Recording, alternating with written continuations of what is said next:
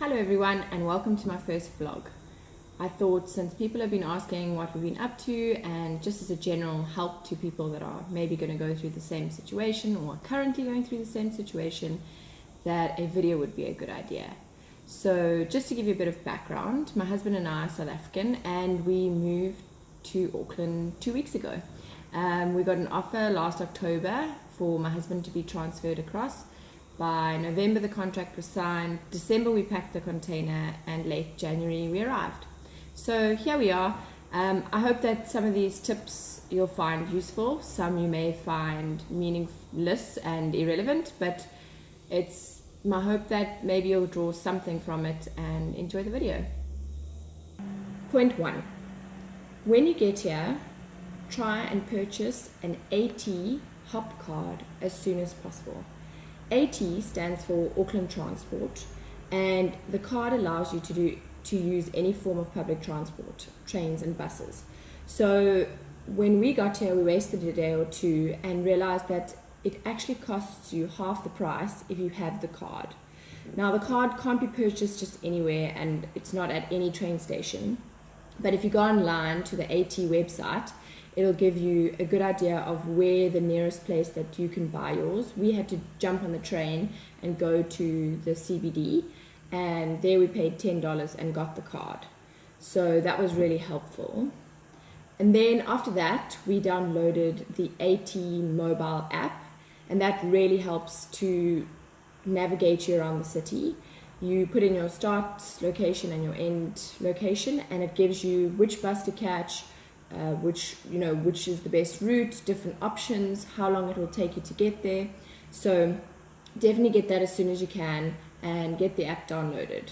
You can recharge the card at most places around the city, so any cafes, supermarkets, online, and it'll just help you get around the city more easily. Point 2.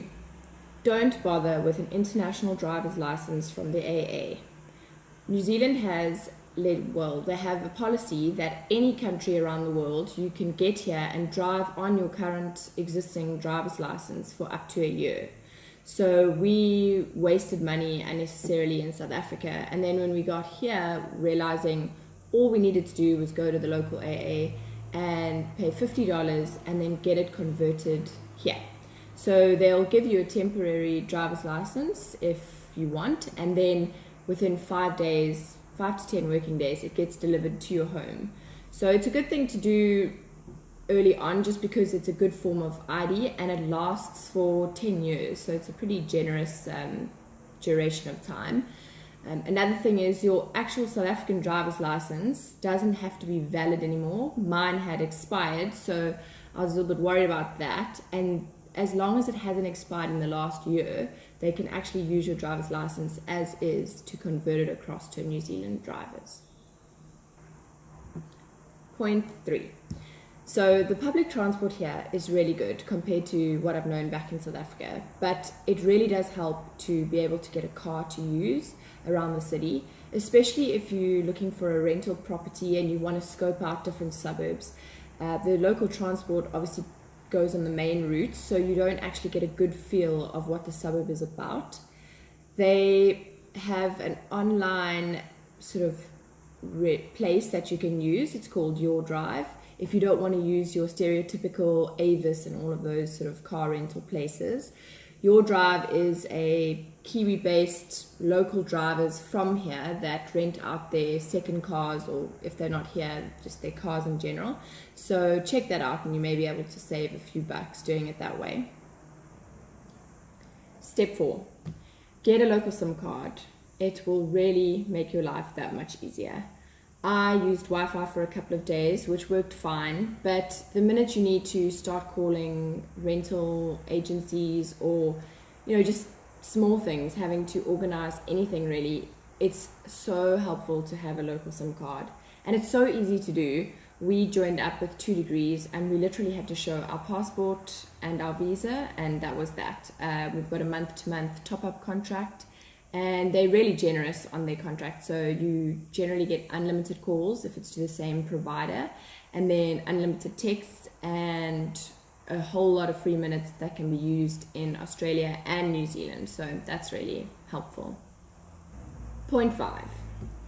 Bring over mosquito repellent that you know and love, because we didn't do that. And now with it being summer, there are invisible little mosquitoes that you cannot hear and you will never see, and they bite sore. So we were forced to go to the supermarket and buy a repellent. They only came in spray cans, and it's quite, I don't know, it's more sticky than I'm used to with my normal Tabard lotion.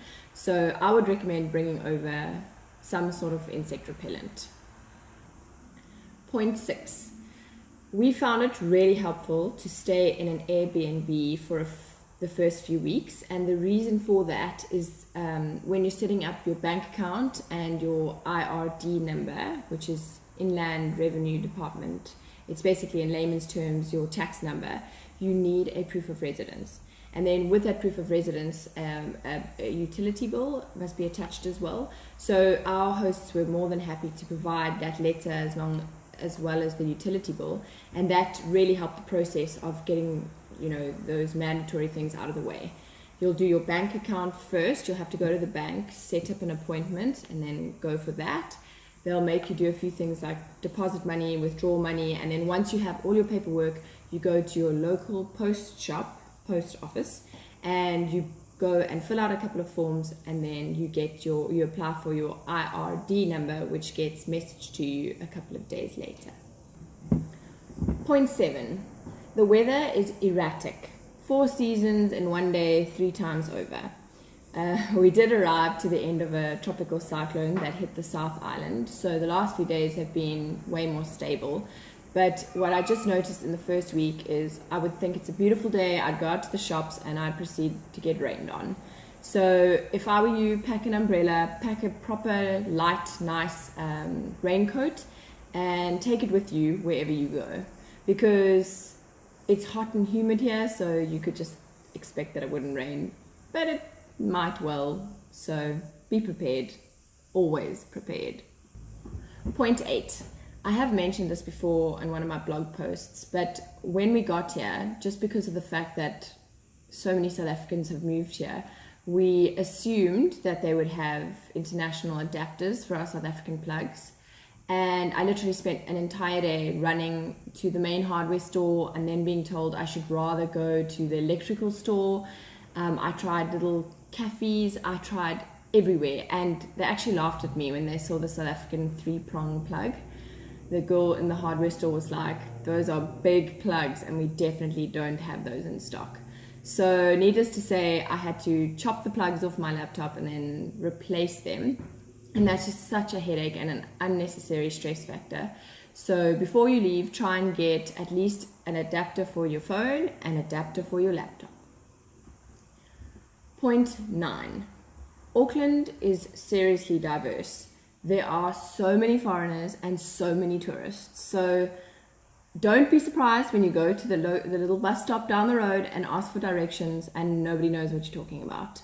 I even was in the hardware store trying to get directions to one of the big electrical stores, and the guy helping me was Irish and he'd only been here for a couple of months, so he had no idea what I was talking about.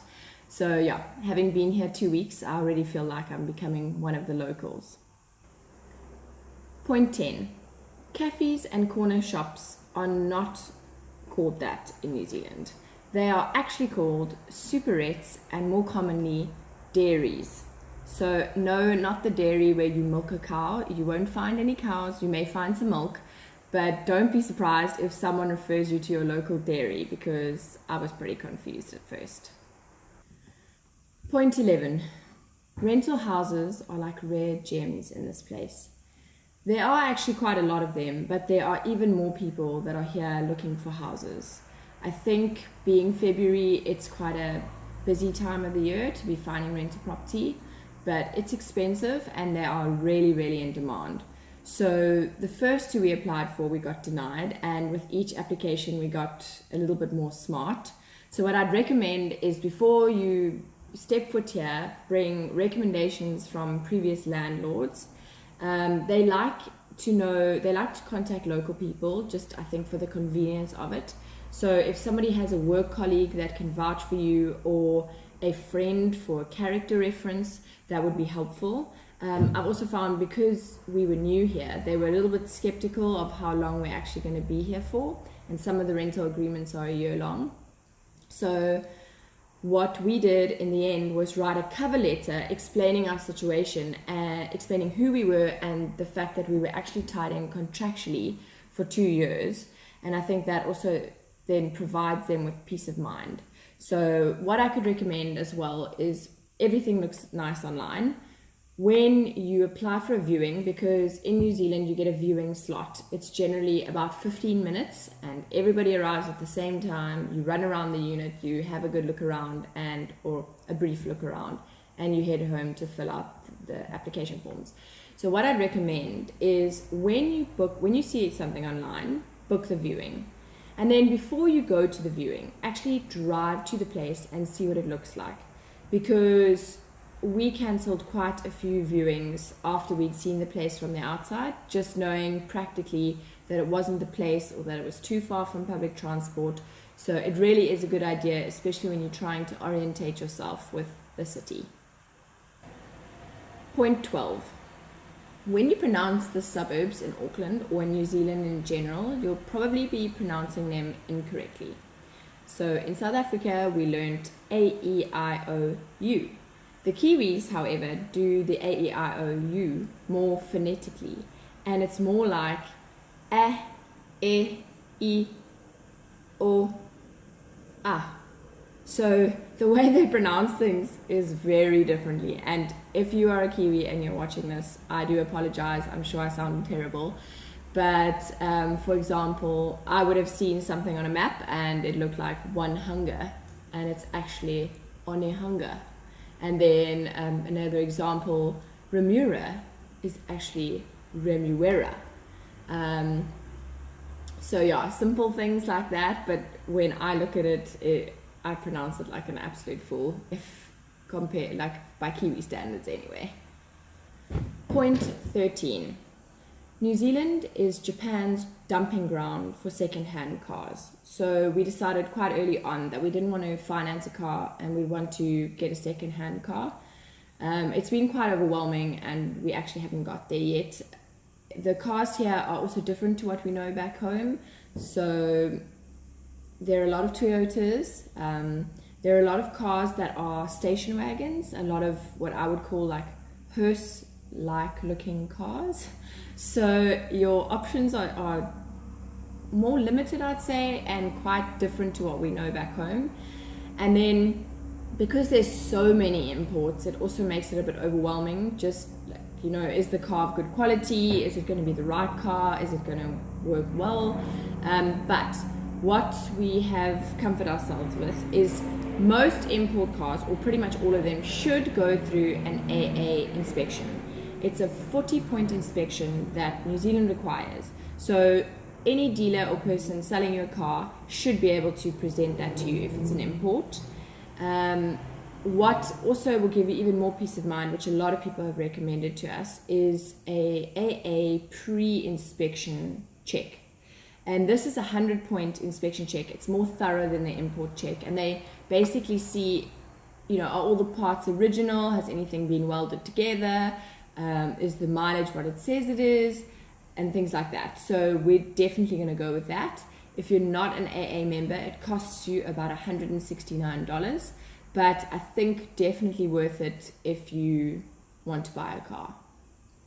Another thing is that according to the Consumer Act, if you buy from a garage or like a proper dealer, you should be covered for mechanical faults for about a year. So I suppose that protects you a bit more than a private seller, but those are choices you'll have to figure out when you're here. We still haven't figured them out ourselves. Point 14. When you're trying to buy alcohol, take a passport or a New Zealand driver's license with you, because apparently it's mandatory. Our Airbnb hosts laughed at us because they've never been asked, but when we went to the local supermarket and we attempted to buy a bottle of wine, we were asked for ID, and when we presented our South African drivers, the manager wasn't in the least bit interested to see it. He wanted to see a passport or New Zealand drivers. So needless to say, the bottle got confiscated. We had to drive home, get ID, and come back to the shop, which is very irritating. So don't let it happen to you.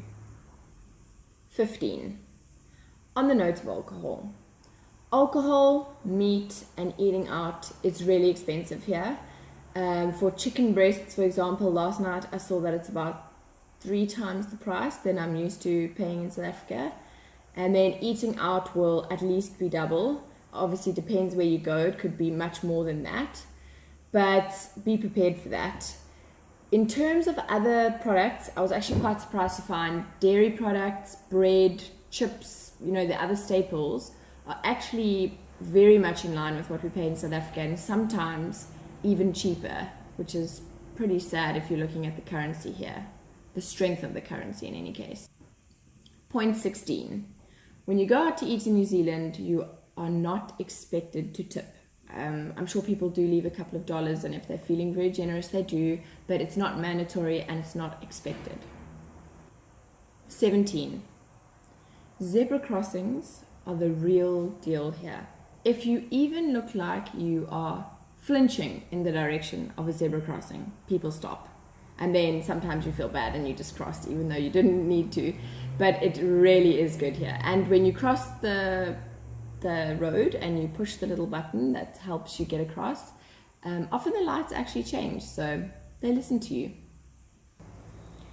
Point 18. There's so much to see and do in Auckland. Every time I drive past another park, I feel like a little kid before Christmas. They're safe. You can stroll around on your own as a woman, which is really cool. They have free movie nights for the whole month of February. Every Friday they project a big movie against a silo, and then all the families come and gather around and watch the movie. There are galleries. There's loads of little beaches, not beaches like we know in South Africa, especially not around the city. We haven't left the city yet, but the water's warm and there's lots of little places that you can stroll along and take a swim. So yeah, lots to look forward to. Farmers markets, and we'll just have to keep seeing what there is for us. So, point 19. We thought that within 2 weeks we would have our lives sorted, and we definitely don't. We don't have a car. I haven't even thought of job hunting yet. We secured a house yesterday, which was amazing. It actually doesn't usually take 2 weeks. I think in general it would probably take more weeks, but we don't have kids, we don't have pets, so all of those things helped. And then it ended up being a private landlord that I went to go and see as soon as the viewing came available. So we are very lucky in that sense, but our container is delayed by a month. So it means that for 1 month we are going to be camping in our new apartment. So be prepared for that. You're not going to have it all together. It's tough. It can be lonely at times, but I suppose it's all going to be worth it in the end. All right, and then last but not least, point 20. I'm not sure if you heard me earlier, but it rains here a lot. So I'm going to reiterate the fact that you should pack an umbrella and a raincoat because you'll thank me. Hey guys, thanks for watching my video. I hope you enjoyed it. If you have any queries or would like to drop me a line, please contact me via my blog, Love.Life.Daley. Otherwise, comment below or send me an email. Ciao.